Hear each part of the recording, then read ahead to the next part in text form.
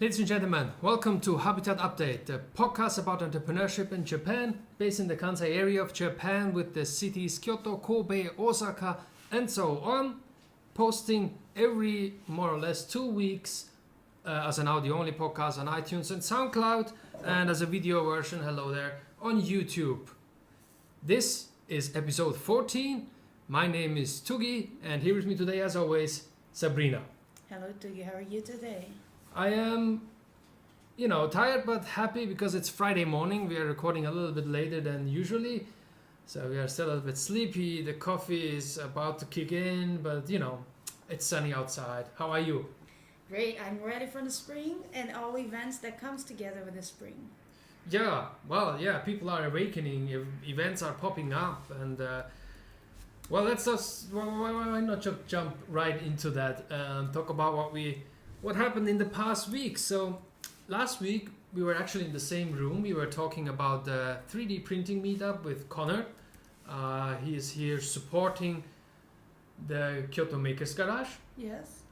And I follow the Twitter and the Instagram. You have an Instagram page, right? At Kyoto Makers Garage. Yeah. And I see he's like posting all the things he does, like, I created this hook here to do this and welcome to do that, and showing the machines, and it's really cool. I feel like he's happy and like doing something here. Anyway, beyond that, past events we had, like last weekend. It was last weekend, the Arduino workshop here. It was 2 weeks ago. It was 2 weeks ago already. Wow. Yes. Sure. Anyway, any feedback on that? We couldn't join, unfortunately. Yeah, we've been having a great response from our local community of engineers, designers, and people who want to learn do-it-yourself skills and use the space here. I think there are a lot of ways they want to build their skills or shape the skills they already have, and including some sharing of their ideas or challenges, and get some kind of support from us, so it's great. Mostly are Japanese, but there are many foreigners coming up. So as you mentioned, Connor has organized the 3D printer meetup here that happens, I think, every 2 weeks. We already had 3 editions, and sometimes it depends on the day. Sometimes we have more Japanese, sometimes more foreigners, but it's a pretty mixed hybrid version. So depending on the audience, Connor can switch from Japanese to English to make sure to include everyone interested. Really, so that's the purpose of the space. To be a mashup between both languages and cultures, and try to add the value to our community. That's great. That's good to hear. I'm looking forward to more of those kinds of workshops, and to attend myself, actually. We've been having every week. Yeah, well, he has these introductions, but like this Arduino workshop was very dedicated, and he had special guests as well. Yeah, we are gonna get, if you're a maker, community interested, if you're a traveler coming to Japan, you want to share your skills, just let us know. We'd be more than happy and welcome you here. There are more and more spaces opening up. We have one now I couldn't visit. I'm really hoping to visit them next week, maybe. The Osaka, it's a maker space there, and they even have a meetup. Yeah. They have, I guess it's tomorrow, Saturday, they have so they don't just do like 3D printing meetups, they have a game night, for instance, where they play board games or like video games and so on, which is really cool. And then moving on, we had last week, we had on Friday the second Habitat Friday meetup, which is the GVH Osaka meetup we have now on a regular basis. Was not that big. We had maybe people, about 6-7 people, but very diverse backgrounds, and most of them never been there before. So I'm very surprised that people show up for the first time there still, having heard from the meetup page or just recommended by others. We started off with the topic of storytelling and how it is relevant more than ever, and especially in entrepreneurship. I mean, you have to know how to address various audiences, be it investors, be it clients, be potential clients or customers. Many people neglect that or don't really work on their skills, presentation skills, basically. And that was really cool. It took off from there, went into different areas. People presented their projects, we discussed, we gave feedback, and so on and so forth, and had some pizza. So if you all enjoy and like that, next time you're in Osaka, please check if you have an upcoming meetup you could attend. Yeah, that would be awesome. Let's just continue with that, I would say, and go to the upcoming events. We have actually, and this is, I don't know when the video, when the podcast will go up, but today in the evening we have the Hacker News Kansai meetup, the next version. It's also a monthly meetup, and they switch from city to city, as you mentioned before, and today it's going to be in Osaka. And I'm not sure if I can attend. Today I'm in Kyoto and traveling around a bit, but usually I don't miss those. I highly recommend. You should definitely check it out. What we have then, tomorrow, Osaka Web Designers and Developers Meetup, February 24, Saturday, is co-organized by one of the same people from the Hacker News Kansai meetup, but more focusing on really web design and web development, whereas the other meetup is more general and more open to any kinds of topics. And that's it for the next couple of days, and then next week, finally it's here, and that's one of the reasons we are so busy these days. It's the Hack Osaka, the Global Innovation Conference on February 27th. It's a Tuesday. It's one of the bigger innovation startup events, and especially not just bigger, but the international English conference. Yeah. With many speakers, panel discussions, a show floor, and even like speed datings between interested people in startups, like investor startup meetings and so on. And we also have Makers Bootcamp there with the Monozukuri Consortium. Yes, exactly. Presenting or holding the Japan finals for the Hardware Cup. And the finalists will go then to Pittsburgh. We have how many? Eight startups participating? Yeah, eight Japanese startups, and one will be the one competing in the finals in Pittsburgh in April. And the second and the third place will also get some support in case they're interested to join the tour. So we will be together with them in Pittsburgh and introduce them to local community investors, and they can get some feeling what it is to be in one of the most vibrant hardware ecosystems in the world. So recently, Crunchbase published a report called Year 2017, and the network that belongs to Hardware Cup, there's an accelerator called Innovation Works that is part of the ecosystem in Pittsburgh, and one of the organizers of Hardware Cup in Pittsburgh. It's top 10 in the world for seed and angel investment. So those are the ones that are really giving entrepreneurs the chance to try at the beginning. At the level, they don't have much to show.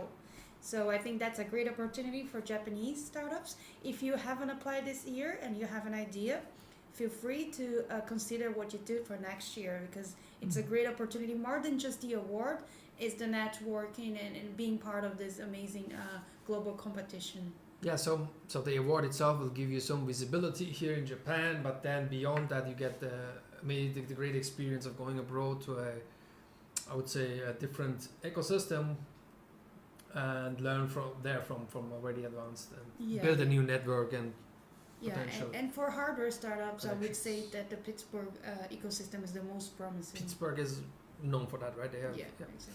Check it out if you cannot be in Osaka. The main stage with the speakers and panel discussions, I assume, will have a live stream on YouTube. They did that so far every year, and I don't think they will change that. So tune in, check out the Global Innovation Conference Facebook page. Hack Osaka? Hack Osaka. Well, it's called Global Innovation Conference and Hack Osaka on Facebook. It's a bit confusing, but you'll find it. Just type in Hack Osaka. Great, looking forward to that. There will be also like international guests, by the way, just to mention, and one of them I really like to see coming back is Oscar Neppers, I don't know how to pronounce it exactly. I don't want to be wrong on this. He is the founder of Rockstart, which is an incubator accelerator based in Amsterdam in the Netherlands. And it's super cool. I'm just thinking about like this one presentation he held last year. I'm sorry, I'm going a bit off topic, but like it always reminds me of that one story. He was here in the Osaka Innovation Hub, and he was like, "Oh, this is about startups, right? And I'm Rockstart," and he was like doing this Rockstart and energetic, this presentation and coming on stage and like and you had the room full with like more or less Japanese or people used to the Japanese approach of presentations, and they were like, what is he doing there? Like a little bit confused and scared of this very energetic presence. And then he realized as well, like, oh, I guess the audience is not ready yet for that, but you know, stick to it, you'll get there. Or will they? I don't know. The next day after the Hack Osaka, we have on February 28th, it's a Wednesday, the Get in the Ring Osaka 2018. Oscar was actually here last year for that event. And he'll be again this year, right? He'll be again here as a judge. What Get in the Ring is a kind of like unique pitch contest where people actually get in a ring. It's set up as a fight, you know, and then you pitch against each other, and in the end one person wins. And that person will also join the global competition in the Netherlands. So it's also another local competition to qualify the Japanese representatives that will go abroad and join the global conference. That's pretty much it for next week, and then after that we have, for the big events, after that we have just to quickly to mention, March 2nd, it's a Friday, we have the Kyoto Indie Meetup. It's a meetup of gamers and gamer interested or local game developers, mostly indie developers. They show their projects, talk about it, discuss, and have a good time. And also on March 2nd, Friday, in Osaka, we have the kickoff event of Predict Osaka. It's a new group by people we know actually, and it's focusing on AI, artificial intelligence, and machine learning. And they want to, bring together the community, talk about ongoing topics, and discuss possible projects. That's great. It's good to see that more and more these little groups pop up, and especially in English or mixed, as we usually do it with our meetups as well. Okay. Talking about meetups and all these events, and we have next month, March 29th, 28th and 29th, I guess. The /Tokyo event / ladies and gentlemen, if you don't know, is the huge startup event from Helsinki, Finland. Very popular there, and it's been going on for a long time. 10 years almost. It's spread all around the world, and obviously now we have it here in Tokyo as well. It's, I guess, the third or fourth time? I think it's the third. It was called before /Asia, now they switched the name to /Tokyo since last year. Anyway, I'm looking forward to that, but that's not my question or the topic I want to get into. The topic is, how do you get ready for those events? It can be very overwhelming. There are so many things going on, like multiple stages, many speakers, so you cannot split up yourself, not yet at least, and go to all events, right? So how do you, for instance, if you attend an event, what are your criteria, or in what kind of situations have you been before? I think prior to attending the event, it comes with a choice we have to make on a daily life about the amount of events, sometimes 3, 4, 5, 6 at the same day, the same time, in the same day at the same time. This is not just about big events, but local events as well, right? So many meetups. Yeah, I think I usually check what the topic will be and who's organizing, where it will be, and what kind of people usually show up. I mean, on social media nowadays, on Meetup or other platforms, you can see who's planning to attend, if there are any possible connections that you would like to network. But I would say that in Japan it can be kind of tricky. Sometimes you get surprised, either positively or negatively. It depends of who's not only organizing, but what the kind of person is trying to, the speakers are trying to bring as an outcome. But it ends up that sometimes I feel in Japan I'm in a blind date. In a blind date in the events? Yeah. I see. I understand that. One thing what you touch upon is like, and I want to mention is like, as an organizer, right, of events,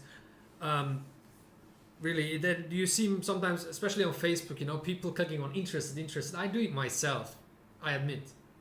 However, especially if it's a smaller event where you count on people showing up, or where you want to prepare like snacks or whatever and order pizzas, it really is good if you RSVP, if you tell them I'm going or not. So make your decisions at least on the same day and tell the people, you know, so they know what to expect. It's really a pain sometimes. It's like you're juggling around like, oh, yeah, am I going to have 5 or 25 people? Yeah. And it is a significant difference. Sometimes we have events on Meetup. Yeah, you go on. I just quickly check. that's fine. Yeah. Let's continue. Go. Okay. I started over. So as I would say, like sometimes we have on a meetup 10 people who confirm the presence that will attend the event, and then maybe on Facebook you have 40. Yeah. And then sometimes the 20 that show up are not even on Facebook. So I think the social media events are more to help promoting the event than actually to count on attendance, I would say. But in terms of networking, so I would say I try to make the best out of it. First of all, be respectful for the speakers that are there and try to share something, if that's the case. Some events that have group activities is also a great chance to see what kind of background people are bringing and what they are interested to do next. And I see a lot of connections are possible, not only from our career as a company, because that's the main purpose of 10 events, but sometimes you meet amazing people that you can connect maybe first in the personal level, and in the future that person might be a part of your community and support events. We see a lot of different communities, even now that we started only with a startup focus, but now we are with Makerspace, we are more towards community building. And then you have to be open for many possibilities. So I think it's a very tricky question, but I would say I try to select a few people that I feel like there's more to add to what I'm trying to achieve with Makers Bootcamp. And then I try to spend more time with me 4 or 5 people at each event, instead of mingling around and just getting everyone's card and not actually having any conversations. That's a typical thing here, right? So. And not only here, I've seen many places. Just to collect the business cards, just to meet someone real quick and don't follow up really. Yeah. Right? But it depends on how you're doing marketing. I think traditionally marketing used to be you get as many contacts as you can, you send emails to all of them, or you follow up with all of them, and then you might attract the ones that are actually your customers or your target. I'm more focused on seeing who the potential target is, and from that on start a conversation. That's at least our approach here for the current work we are doing. And I think especially with the work we do here, like makers, it's a little bit different than Monozukuri by definition, because the Monozukuri label used in Japan can stand for anything because it means making things. So if you're making a small thing that has no technology, you can come here and do something using the machines, and that's great. That's part of the community work. But as for Makers Bootcamp, it's got to be some technology involved, because it is hardware, IoT related.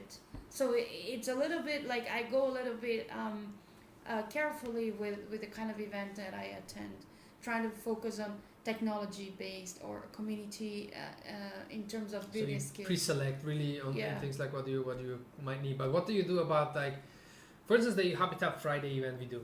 Yeah, it's very open. You never know what kind of people who might show up. Yeah, but then it's surprise. I think it's part of the community building thing. You have to see who's around. Most people will not come back, and that also happened to our events. Doesn't really matter. I mean, as long I was in the beginning, I was like, yeah, they don't come back, so that's not cool. That's shitty. But if I think, like, if they came that one time and they could take something out of it, and now they are off to other ways, so we help them. Yeah. Well, right, so that's in that way it's cool. Like, again, if you could help them in some way, if you saw like there were some interactions, but on the other hand, it's not helping to build a community or have a steady conversation with same people. Anyway, but like these are for local events. Now, thinking about like the bigger events, like the slush or any conferences you attend and so on, and this can be even more difficult because there.